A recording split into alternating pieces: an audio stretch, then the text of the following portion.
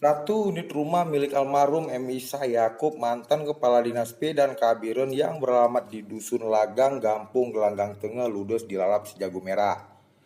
Kejadian naas itu terjadi tepat pukul 4 pagi pada Minggu 10 Februari 2019. Menurut pantauan AJ Info di lokasi kejadian, 4 unit pemadam kebakaran dikerahkan di lokasi tersebut. Terlihat anggota Polsek Kota Juang serta warga terus berupaya memadamkan api yang kian membesar.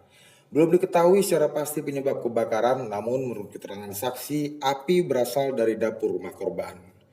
Kejadian itu sempat membuat panik warga sekitar hingga berita ini ditayangkan dipastikan tidak ada korban jiwa serta berapa kerugian yang ditaksir.